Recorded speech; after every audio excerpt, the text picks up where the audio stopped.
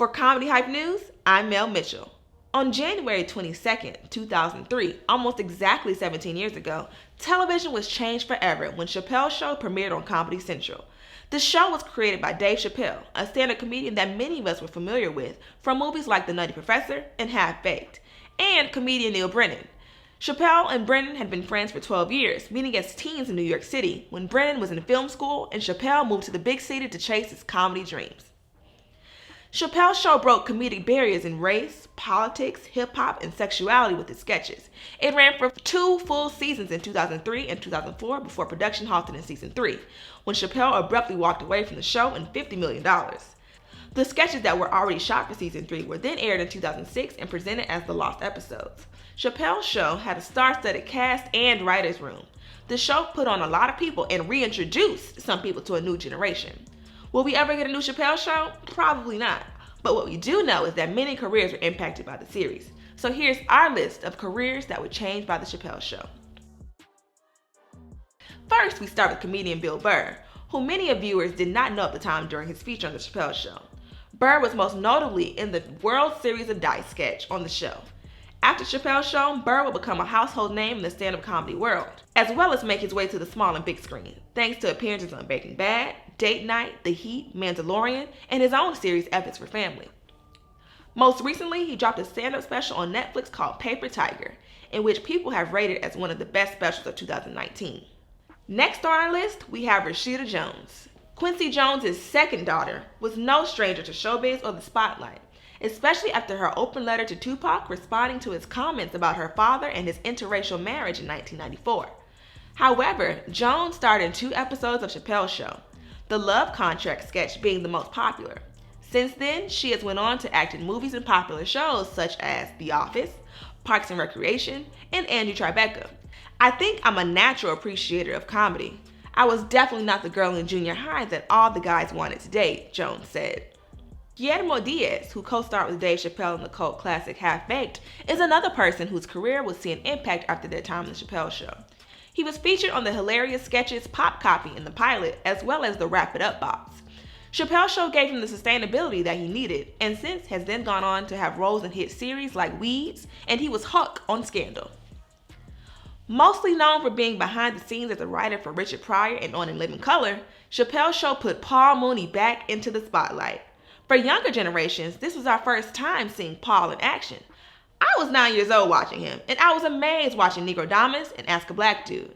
I looked at my blackness totally differently after hearing everybody want to be a nigga, but nobody want to be a nigga. And kudos to Dave Chappelle for giving our father a whole nother audience. Yes. When he put Paul Mooney on as Ask the Black Man and Negrodamus, and he just got a whole new audience. After that show, people were lining up around the block to see Paul Mooney. Yes. So we really want to thank Dave Chappelle for remembering the past and giving him an opportunity to shine. Yes.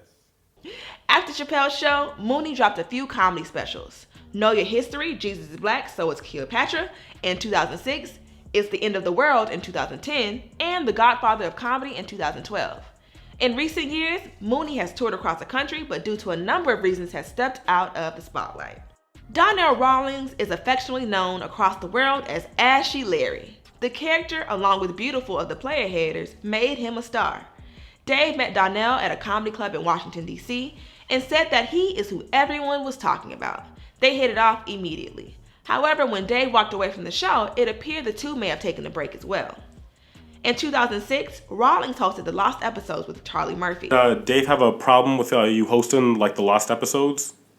I don't know. We weren't communicating at the time. Yeah. I don't know how we felt about it, but Comedy Central had archive of material.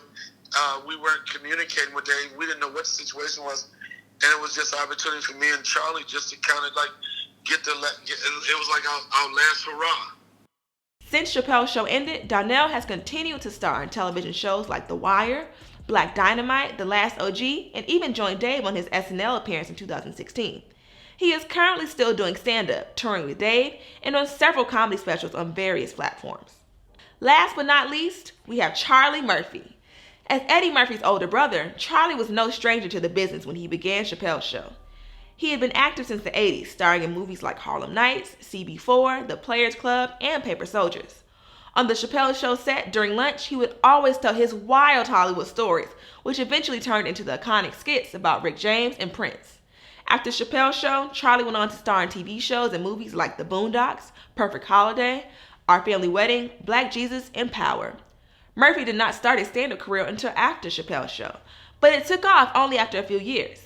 He joined the Comedy Get Down tour in 2016, and the television series that followed was his last TV appearance before his passing. Charlie Murphy passed away in April of 2017 from leukemia. May he rest in peace. Chappelle's Show left a huge mark on pop culture, and we are still quoting it 17 years later. Although Dave has made 8 figures on Netflix with his recent specials, he said he would not reboot the series. "I'm the type of person who doesn't look back," Chappelle said. No matter whether or not the show returns, it will always be remembered as one of the best sketch comedy shows of all time. Now let's talk about it in the comments. Who was your favorite cameo on the show? Or did we miss anybody? Let us know. For Comedy Hype News, I'm Mel Mitchell.